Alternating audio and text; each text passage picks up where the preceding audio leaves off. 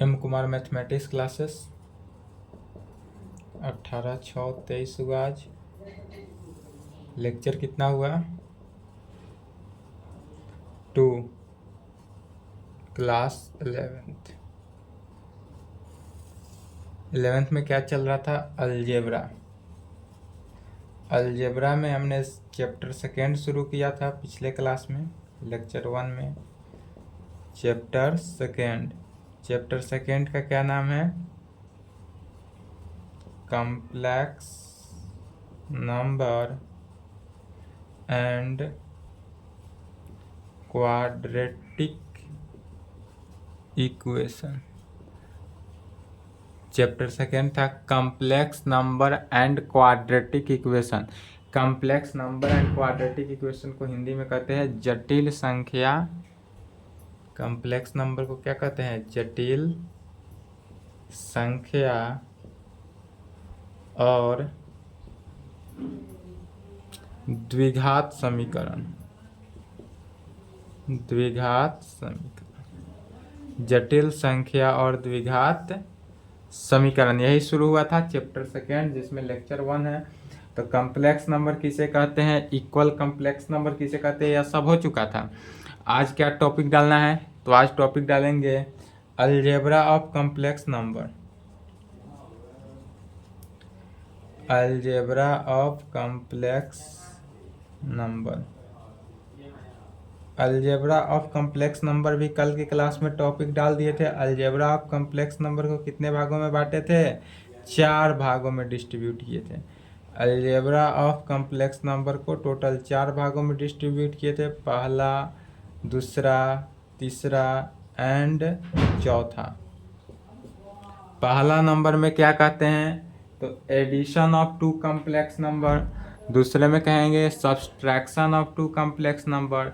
तीसरे में कहेंगे multiplication of 2 complex number and चौथा में कहेंगे डिवीजन ऑफ 2 कॉम्प्लेक्स नंबर। तो इसी को अब लाइन बाय लाइन पढ़ना था। यहाँ तक पिछले क्लास में हो गया था। तो पहला नंबर में टॉपिक डालेंगे, हेडिंग डालेंगे एडिशन ऑफ 2 कॉम्प्लेक्स नंबर, यहीं से पढ़ना था। चलिए पहला लिखेंगे addition of 2 complex number. Addition of 2 complex number. Addition of 2 complex number को हिंदी में क्या कहेंगे? 2 जटिल संख्याओं का जोड़। 2 जटिल संख्याओं का जोड़। चलिए लिखिए तो।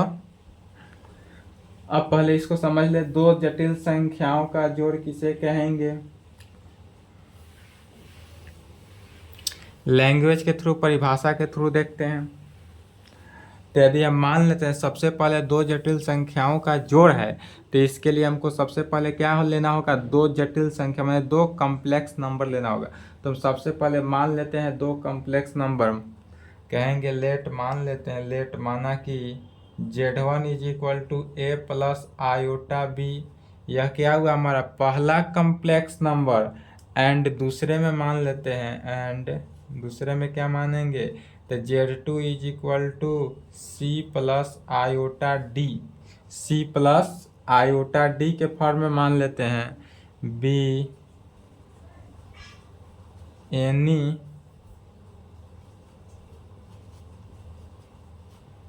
To complex number.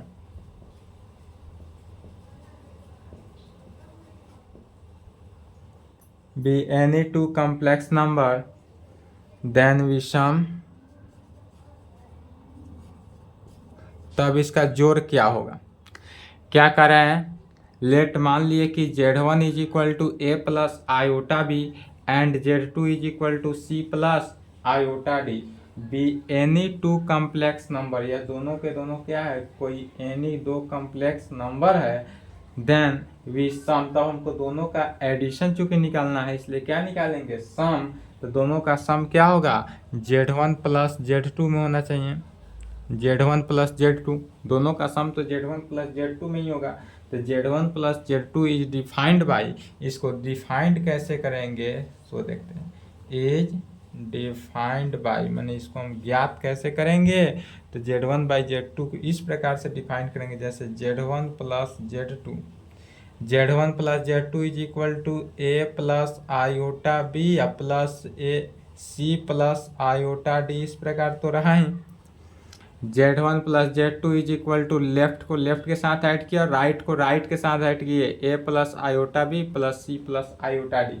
अब यहाँ तक आने के बाद क्या करते हैं, रियल को रियल के साथ और इमेजिनरी को इमेजिनरी के साथ ऐड करते हैं। क्या करेंगे, रियल को रियल के साथ करेंगे, तो इसमें रियल पार्ट क्या है, पहला कम्प्लेक्स नंबर में रियल पार्ट ए है और दूसरे कम्प्लेक्स नंबर में रियल पार्ट सी है, तो दोनों के रियल पार्ट को ऐड किया, अर्थात ए प्लस सी को ऐड कर दिए। प्लस आयोटा कॉमन है, दोनों में आयोटा बाहर आ गया, और इमेजिनरी पार्ट आयोटा वाला जो टर्म है वह इमेजिनरी पार्ट होता है, तो आयोटा इनटू इमेजिनरी पार्ट को फिर ऐड करेंगे। इमेजिनरी पार्ट क्या है, बी प्लस डी, पहला का बी और दूसरे का डी। तो इस प्रकार से ऐड करेंगे। यदि दो कम्प्लेक्स नंबर को ऐड करना हो, दो कम्प्लेक्स नंबर का एडिशन निकालना हो, तो किस प्रकार निकालेंगे कि पहले वाले कम्प्लेक्स नंबर एंड दूसरे वाले कम्प्लेक्स नंबर के रियल पार्ट को रियल पार्ट के साथ ऐड करना है, एंड इमेजिनरी पार्ट को रियल पार्ट के साथ ऐड किए और इमेजिनरी पार्ट को इमेजिनरी पार्ट के साथ ऐड करेंगे। अब जैसे कि हम आपको एग्जाम्पल के थ्रू एक समझेंगे कि यदि हमारे पास मान लेते हैं Z1, पहला कॉम्प्लेक्स नंबर क्या है, 5 प्लस आयोटा 6 है।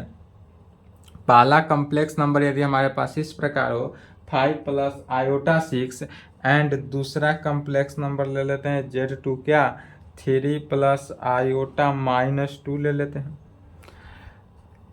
ऑलवेज कम्प्लेक्स नंबर का फॉर्म जो है Z is equal to a plus iota b होता है। कम्प्लेक्स नंबर का फॉर्म क्या होता है, Z प्लस आयोटा भी होता है। इसमें A और B का मान कुछ भी हो सकता है, रूट में भी हो सकता है, ऋणात्मक भी हो सकता है, धनात्मक भी हो सकता है, डिविजिबल में भी हो सकता है। किसी भी कंडीशन में A और B का मान रखेंगे तो उससे कोई फर्क नहीं पड़ता है। तो and Z2 is equal to क्या हुआ, 3 प्लस आयोटा -2 ले लिए। देन जब इस कंडीशन को अगर हो तब क्या कहेंगे, इसका इस दोनों कम्प्लेक्स नंबर को जोड़ते हैं, देन Z1 प्लस Z2 क्या आता है सो देखेंगे। तो दोनों का पहले 5 प्लस आयोटा 6 प्लस क्या किए, डायरेक्ट जोड़ेंगे रियल पार्ट को रियल पार्ट के साथ। रियल पार्ट इसमें क्या है, 5 है और इसका रियल पार्ट 3 है, तो रियल पार्ट को रियल पार्ट के साथ ऐड किए प्लस आयोटा, और इमेजिनरी पार्ट को इमेजिनरी पार्ट के साथ ऐड करना है, तो इमेजिनरी पार्ट 6 को 2 के साथ ऐड किए तो -2 ही रहा। इज इक्वल टू क्या हो गया, 8 plus iota into 4, 8 plus iota 4 हो गया। यही हमारा आंसर होगा। तो जहाँ भी यदि दो कम्प्लेक्स नंबर का एडिशन दे, addition of two complex number, तो उसमें कुछ नहीं करना है, रियल पार्ट को रियल पार्ट के साथ ऐड करना है, एंड इमेजिनरी पार्ट को इमेजिनरी पार्ट के साथ क्या करना है, ऐड कर देना है। तो जहाँ ऐड हो जाएगा वह क्या हो गया, addition of two complex number में हो गया। चलिए यहाँ तक लिखेंगे।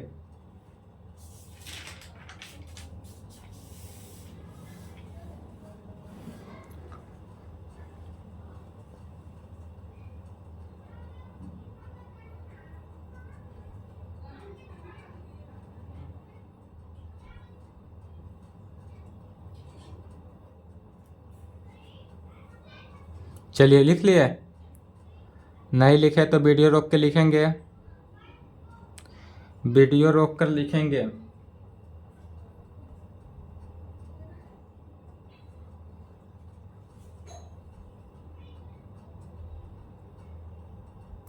अब देखते हैं दूसरा नंबर। दूसरा में क्या था, subtraction of two multiplication two complex number. दूसरा में था subtraction of two complex number, अर्थात दो जटिल संख्याओं का घटाव, दो जटिल संख्याओं का क्या निकालना है, घटाव निकालना है। तो subtraction of two complex number में भी कुछ नहीं करना है, जिस प्रकार एडिशन है उसी प्रकार सब्सट्रैक्शन है। अंतर इतना ही है कि एडिशन की जगह पर सब्सट्रैक्शन, तो इसमें भी लिखेंगे लेट, मान लेते हैं कि Z1 is equal to a plus iota b and Z2 is equal to c plus iota d b any two complex number, then we, अब सम नहीं लिखना है, सम जो था सम की जगह पर क्या लिखेंगे, सब्सट्रैक्शन, सम की जगह पर देन वी सब्सट्रैक्शन, तब इसका जो सब्सट्रैक्शन होगा वह किस प्रकार से होगा, then we subtraction Z1 minus Z2 is defined by, Z1 minus Z2 is defined by, Z1 minus Z2 is defined by, तो किस प्रकार से डिफाइंड होगा, तो Z1 minus Z2 is equal to a plus iota b minus c plus iota d के form में ही, iota d के फॉर्म में ही डिवाइड होगा। अर्थात ए प्लस, अब इसमें भी वैसा ही करेंगे, इसका भी क्या करना है, जब दो कम्प्लेक्स नंबर का जब क्या करते हैं, दो कम्प्लेक्स नंबर का सब्सट्रैक्शन करते हैं तो दोनों के रियल पार्ट के रियल पार्ट के साथ, रियल पार्ट को रियल पार्ट के साथ माइनस करेंगे एंड इमेजिनरी पार्ट को इमेजिनरी पार्ट के साथ माइनस करना है। तो रियल पार्ट क्या है, ए और सी है, तो ए में से सी को घटाएंगे, अर्थात रियल पार्ट से रियल पार्ट को माइनस किए, रियल पार्ट से रियल पार्ट को माइनस करना है, क्या करना है कि रियल पार्ट को रियल पार्ट से माइनस करना है, और यहाँ पर plus iota real part imaginary part को इमेजिनरी पार्ट के साथ करना है। क्या किए, रियल पार्ट को real part a minus C real part है दोनों, तो रियल पार्ट को रियल पार्ट के साथ माइनस किए और plus iota into b minus d imaginary part को इमेजिनरी पार्ट के साथ माइनस करना है, और यह भी आ गया ए प्लस आयोटा बी के फॉर्म में।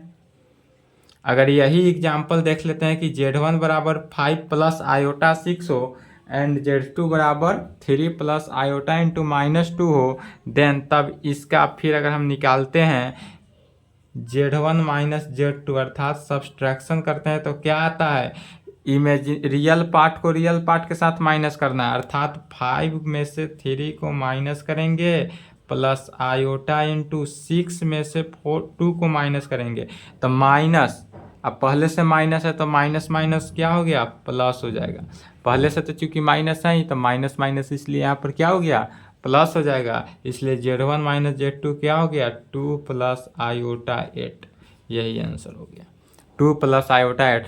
तो दो सब्सट्रैक्शन ऑफ है टू एक complex number and addition of two complex number हो गया। जिस प्रकार एडिशन निकालेंगे सब्सट्रैक्शन भी सिमिलरली था। अब चलिए यहाँ तक लिखें।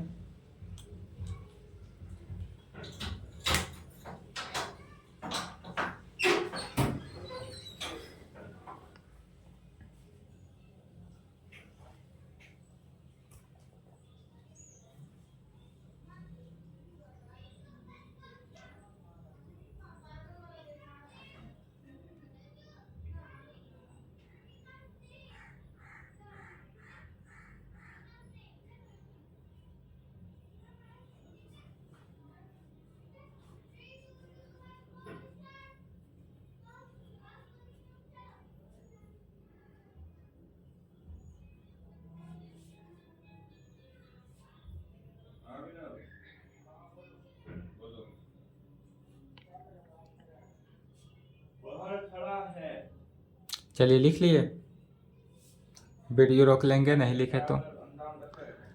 अब तीसरा देखते हैं, multiplication of two complex number.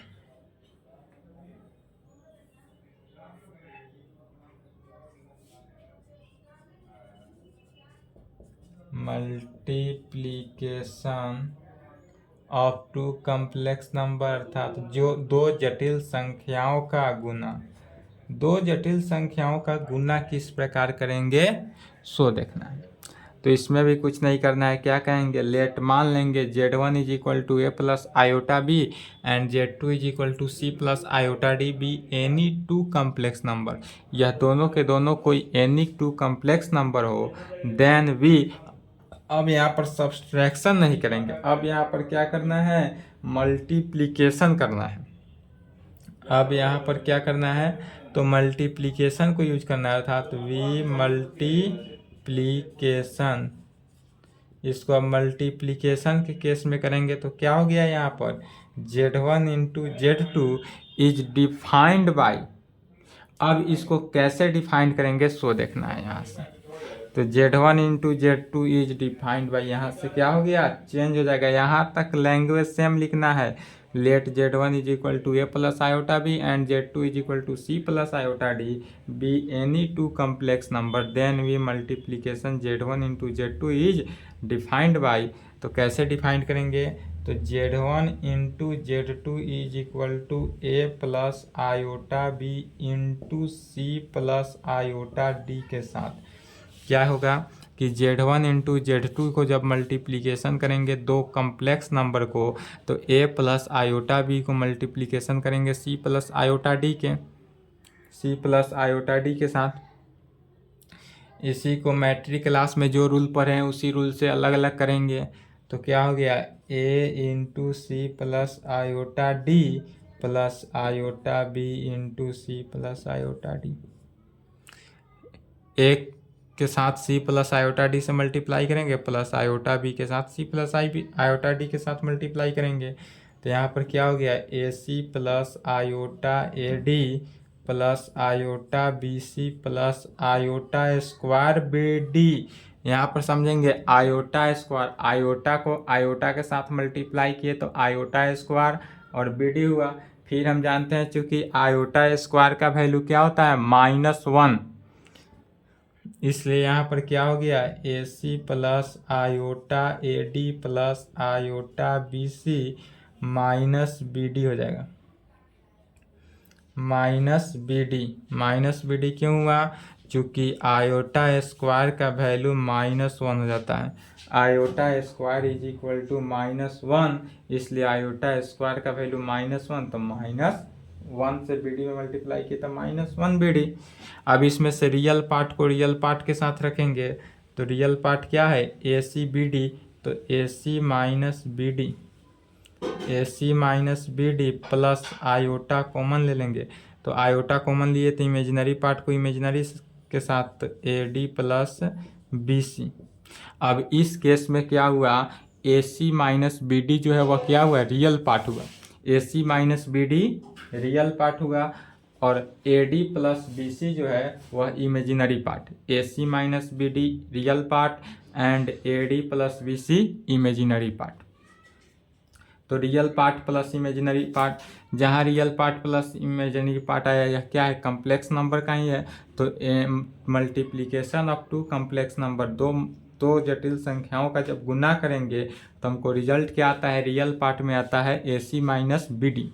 जब दो भी हम कम्प्लेक्स नंबर को जब मल्टीप्लिकेशन करेंगे तो डायरेक्ट रियल पार्ट में a C minus B d कर देंगे एंड इमेजिनरी पार्ट में a D plus B c कर देंगे, और ये जो टर्म प्राप्त होगा वही टर्म हमारा क्या हो गया, करेक्ट आंसर के थ्रू लिखेंगे। तो चलिए यहाँ तक लिखे, उसके बाद इसको भी एग्जाम्पल के थ्रू देखते हैं। इस पर भी एक एग्जाम्पल देखेंगे तो क्लियर हो जाएगा। यहाँ तक लिखें,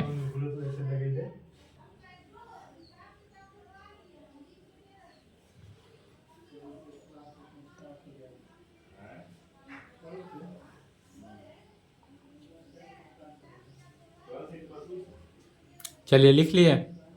वीडियो रोक के लिखेंगे, नहीं लिखे तो वीडियो रोक लें।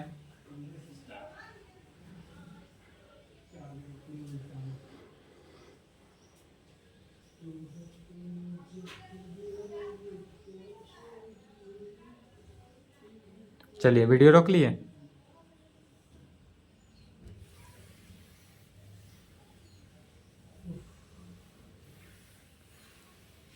चप्पल लगता है क्या, बड़ा तो इसको एग्जाम्पल के थ्रू समझते हैं। जैसे कि यदि हम एग्जाम्पल में मान लेते हैं कि Z1 दे देते हैं 5 प्लस आयोटा 6। Z1 क्या ले लेते हैं 5 प्लस आयोटा 6 एंड Z2 ले लेते हैं 3 प्लस आयोटा 5 एंड Z2 क्या ले लिए 3 प्लस आयोटा 5 ले लेते हैं। देन तब हमको निकालना क्या है Z1 into Z2। Z1 into Z2 दो कम्प्लेक्स नंबर का मल्टीप्लिकेशन। तो यहाँ क्या निकला है AC माइनस BD। तो इसी पे आधारित करेंगे। इसमें A टर्म क्या है 5 है और B क्या है 6 है, C क्या है 3 है और D क्या है 5 है। तो A को C से मल्टीप्लाई करना है, अर्थात रियल पार्ट को रियल पार्ट के साथ मल्टीप्लाई करना है। AC 5 इंटू 3 माइनस B को D के साथ, इमेजिनरी को इमेजिनरी के साथ करेंगे। तो B को D के साथ किए तो कितना हो गया 6 को 5 के साथ। तो यह हमको टोटल अब रियल पार्ट में आएगा। क्या किए कि रियल पार्ट को रियल पार्ट के साथ मल्टीप्लाई किए, माइनस इमेजिनरी पार्ट को इमेजिनरी पार्ट के साथ मल्टीप्लाई करना है। क्योंकि इसको स्क्वायरिंग करेंगे तो आयोटा स्क्वायर का वैल्यू -1, तो इसको मल्टीप्लाई किया। अब यह दोनों मिलकर क्या हुआ इमेजिनरी पार्ट आया, रियल पार्ट आया, प्लस आयोटा इंटू अब A को D के साथ, A को किसके साथ D के साथ और B को C के साथ, मतलब कि रियल को इमेजिनरी के साथ और इमेजिनरी को रियल के साथ। तो A को D के साथ किए तो कितना हो गया 25 प्लस 6 को 3 के साथ 18। क्या करना है रियल को रियल के साथ प्लस माइनस, रियल को रियल के साथ माइनस इमेजिनरी को इमेजिनरी के साथ किए तो रियल पार्ट आया। और दूसरे कंडीशन में क्या करेंगे कि रियल को इमेजिनरी के साथ तथा इमेजिनरी को रियल के साथ करेंगे तो इमेजिनरी पार्ट आएगा। इसी को सॉल्व करना है। यह कैसे हुआ तो 5 को 5 के साथ मल्टीप्लाई किए प्लस 6 को 3 के साथ, 15 minus 30 plus iota into 25 plus 18 is equal to -15 plus iota into, इसको जब ऐड करेंगे एडिशन कर देंगे तो कितना हो गया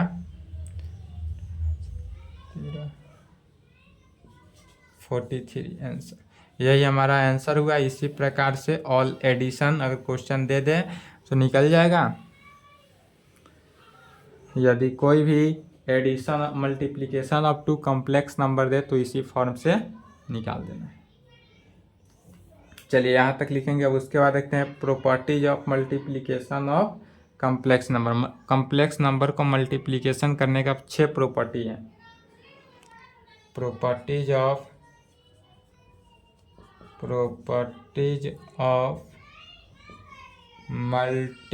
multiplication of two complex number. क्या कहेंगे properties of multiplication of two complex number. दो कॉम्प्लेक्स नंबर को मल्टीप्लाई करने का प्रॉपर्टी, जिसमें पहला नंबर में लिखेंगे law of closure. Law of closure पहला property law of closure. Law of closure किसे कहेंगे, कहेंगे sense product of two complex number is also complex number,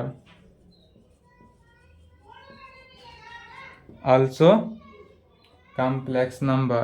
इसलिए क्या होता है for all complex number, for all complex number Z1 and Z2 में। कहाँ पे Z1 एंड Z2 में। तो पहला कंडीशन में क्या करते हैं properties of multiplication of two complex number. तो मल्टीप्लिकेशन के केस में पहला कंडीशन होता है law of closure. Law of closure में कहेंगे since product of two complex number is also complex number होता है।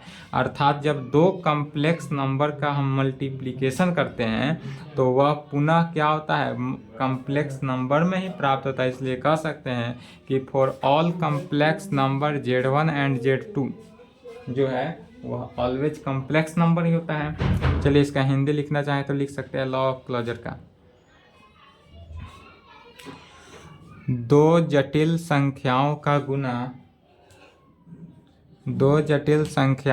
गुना करने पर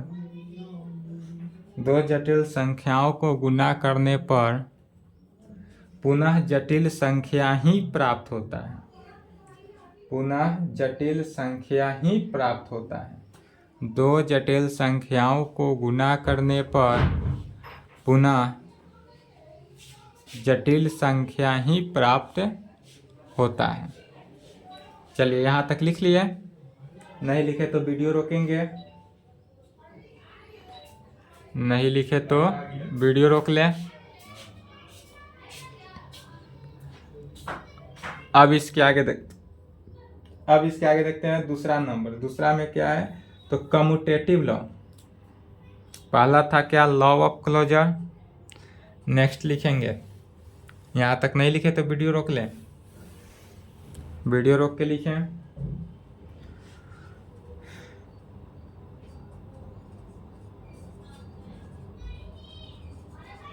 कम्यूटेटिव लॉ। दूसरा में क्या कहेंगे, कम्यूटेटिव लॉ। कम्यूटेटिव लॉ में क्या होता है कि फॉर एनी जो टू कॉम्प्लेक्स नंबर है Z1 एंड Z2, कहेंगे for any two complex number Z1 and Z2, for any two complex number Z1 and Z2 जो है फॉर ऑल कंडीशन के लिए Z1 into Z2 is equal to होता है किसके, Z2 into Z1 के। Z1 into Z2 जो है वह इज इक्वल टू होगा किसके, Z2 इंटू Z1 के लिए। किस कंडीशन में, फॉर ऑल कॉम्प्लेक्स नंबर के कंडीशन में। अर्थात हम क्या करते हैं कि 2 को 3 से मल्टीप्लाई करें या 3 के 2 के मल्टीप्लाई करें, यही बात है। हो गया। चलिए तीसरा नंबर में कहेंगे एसोसिएटिव लॉ। तीसरा में क्या कहेंगे, एसोसिएटिव लॉ।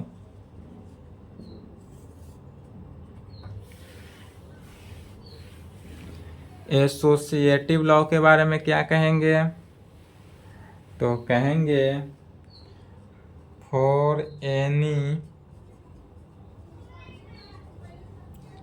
3 कॉम्प्लेक्स नंबर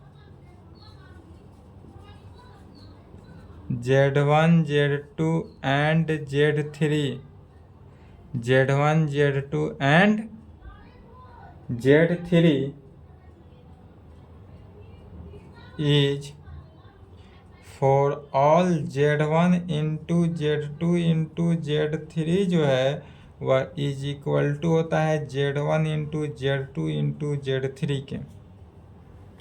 क्या कहें, एसोसिएटिव लॉ में for any 3 complex number Z1 into Z2 into Z3 जो है वह इस प्रकार से होगा कि Z1 को Z2 से मल्टीप्लाई करें, अर्थात 2 को 3 से मल्टीप्लाई करें इंटू 4 से मल्टीप्लाई करेंगे तो क्या हो गया, 24 ही हुआ।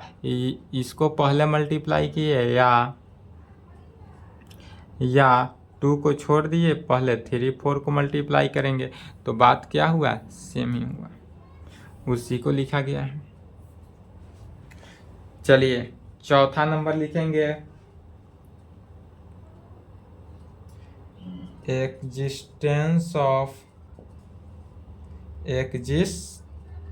चौथा में कहेंगे existence of multiplicative identity. Existence of multiplicative identity, existence of multiplicative identity में, तो मल्टीप्लिकेटिव आइडेंटिटी में है तो क्या कहेंगे, कहेंगे there exist the complex number, यदि 1 plus iota into zero, the exist the complex number 1 plus iota into zero, ये किसका वैल्यू है, 1 का, इज कॉल्ड मल्टीप्लिकेटिव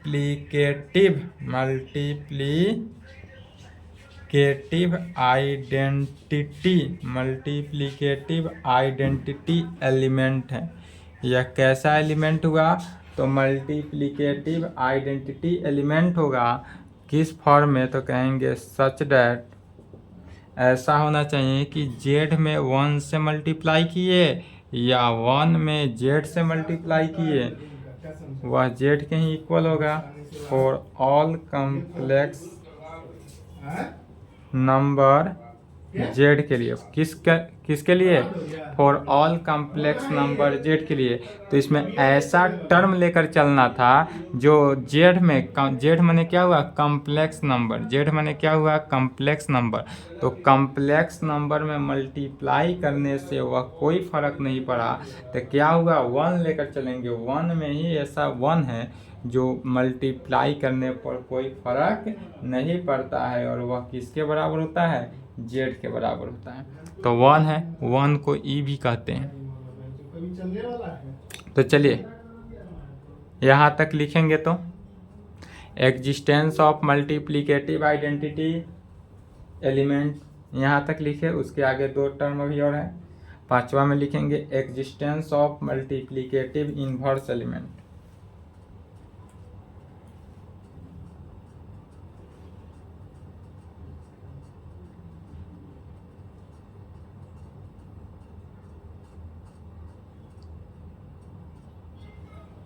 चलिए लिख लिया, वीडियो रोक लेंगे नहीं लिखे तो।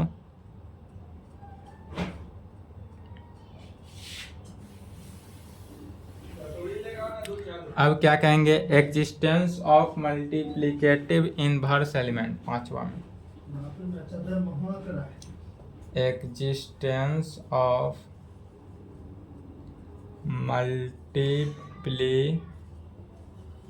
Multiplicative inverse element.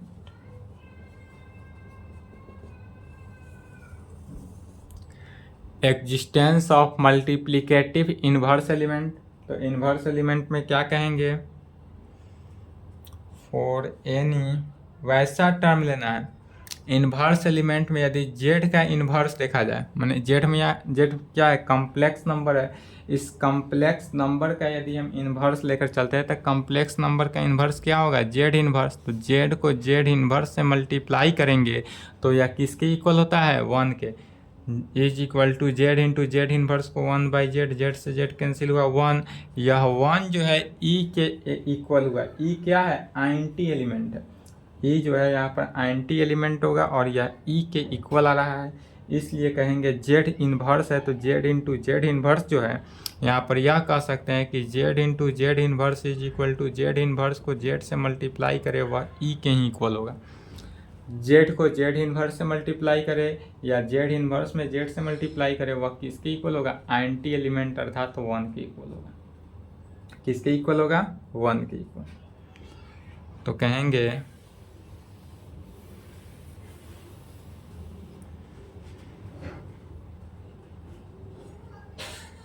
for every non-zero complex number, for every non-zero complex number z is equal to किस में, a plus iota b, z is equal to a plus iota b का ही फॉर्म होता है कम्प्लेक्स नंबर का, जहाँ a जो है not equal to 0 होना चाहिए एंड b भी नॉट इक्वल टू 0, जहाँ a 0 के बराबर न हो और बी भी 0 के बराबर न हो इज कॉल्ड तब उस कंडीशन को क्या कहते हैं? Multiplicative inverse. तब वह कंडीशन अगर आप सेटिस्फाई हो तो यह क्या होगा? मल्टीप्लिकेटिव इन्वर्स को, यह मल्टीप्लिकेटिव इन्वर्स को सेटिस्फाई करता है, multiplicative inverse element such that. तो कैसा, किस कंडीशन को सेटिस्फाई किया? तो z इंटू जेड इन्वर्स कहे या z इन्वर्स इंटू जेड कहे, वह e के बराबर होगा, अर्थात एंटी एलिमेंट के बराबर होगा। कहेंगे वेयर, जहाँ e इज इक्वल टू क्या है? 1 है, अर्थात एंटी एलिमेंट। ठीक है, नेक्स्ट लिखेंगे 6ठा number, distributive law.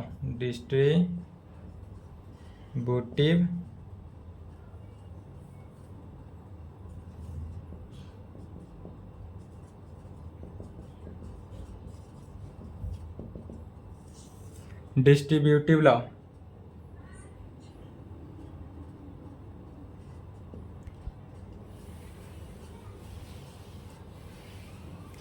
Distributive law में क्या होगा कि डिस्ट्रीब्यूटिव लॉ के लिखेंगे for any 3 complex number z1 z2 and z3, for any 3 complex number z1 z2 and z3 हो तो इस कंडीशन में पहला में होना चाहिए क्या कि z1 into z2 plus z3। ध्यान देंगे क्या है, z1 से मल्टीप्लाई करना है z2 प्लस z3 में, तो क्या होना चाहिए z1 into z2 plus z1 into z3 तो होगा ही।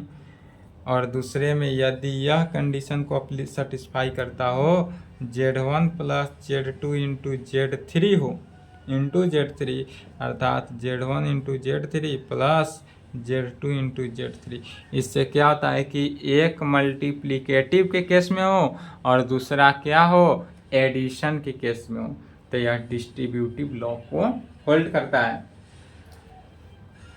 तो यह 6 प्रॉपर्टी था। 6 प्रॉपर्टी किसका था? Multiplication of two complex number का। यदि multiplication of two complex number हो तो उसमें कितने प्रॉपर्टी? 6 प्रॉपर्टी को होल्ड करना चाहिए।